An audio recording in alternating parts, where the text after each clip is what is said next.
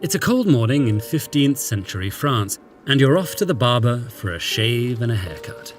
You'll hear the familiar sound of singing inside and eye a bowl of blood in the window. Both chairs are taken. You grab a cup of ale and examine the array of teeth strung from the walls. Suddenly, a scream. The barber's apprentice wipes pus from the boil he's just lanced. By the other chair, the barber fixes a pair of pliers over a blackened, rotting tooth. For centuries, barbers in Western and Northern Europe didn't just cut hair. They also performed a range of surgeries, from tooth extraction to stitches, and even amputation. There were two main factors that led to barbers filling this position. Before this, these surgical procedures were mostly performed by monks. The clergymen were required by the Catholic Church to sport a very specific haircut called tonsures, and to remove all facial hair, so the monasteries generally had at least one barber. Given their proximity and ability to work with sharp blades, these barbers often assisted in surgeries.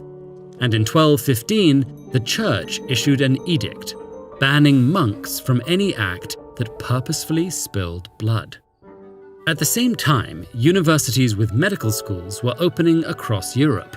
However, these doctors saw themselves as academic scholars who would never dirty their hands by touching blood or wielding knives.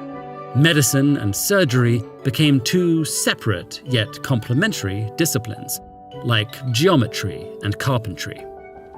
So operations were left in the hands and shears of barber-surgeons. Rather than studying anatomy in textbooks, barber-surgeons trained through extended apprenticeships. They often combined knowledge of anatomy with astrology, taking both the patient's symptoms and corresponding astrological events, such as lunar phases, into account when deciding on treatment. Like many people of the time, they regarded the position of the sun, moon, and stars to be highly significant. They also memorized poems to commit information to memory, such as one identifying where on the body bloodletting should be performed. For headaches, the temples; for liver problems, the little finger on the right hand; and for hemorrhoids, the back of the legs. Barber-surgeons certainly kept busy. From around 1300 CE, unpredictable weather across the North Atlantic, caused by what is now called the Little Ice Age, led to regular famines. People often had to choose between starvation or eating rye flour that was contaminated with the fungus ergot. This led to widespread illnesses, which in extreme cases caused gangrene, or the rotting of body tissue. When gangrene set in, the only hope of saving a patient was through amputation. Barbers would saw off infected limbs, covering the stumps with cow or pig bladders while they healed. And their work wasn't limited to just shops and monasteries.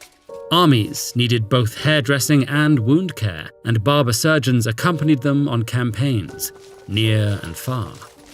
Through the centuries, barber-surgeons contributed important knowledge to the medical establishment.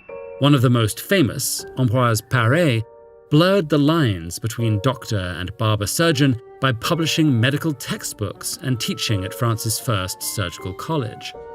In the 16th century, he gained renown as a military surgeon, in part for advocating against the painful and medically useless practice of pouring boiling oil into gunshot wounds. Instead, he applied an antiseptic salve of egg yolks, rosewater, and turpentine, which soon became standard treatment on battlefields across Europe. By the 18th century, medical knowledge started advancing rapidly. New surgical techniques emerged for closing wounds, controlling blood loss, and performing complex procedures, like removing cancerous tissue. Surgery became more specialized, and, under pressure from the medical establishment, barbers and surgeons soon split into clear-cut occupations. Surgeons and dentists entered the ranks of university-trained medical practitioners, while barbers remained craftsmen who learned their trade through apprenticeships. However, the legacy of the barber-surgeon can still be seen today, perhaps most prominently in the red and white stripes on the barber pole. which, according to legend, represent blood and the bandages used by their pre-modern counterparts. For more weird medical histories, check out this video, which explains why doctors in the 17th and early 18th century used to wear those creepy beaked masks.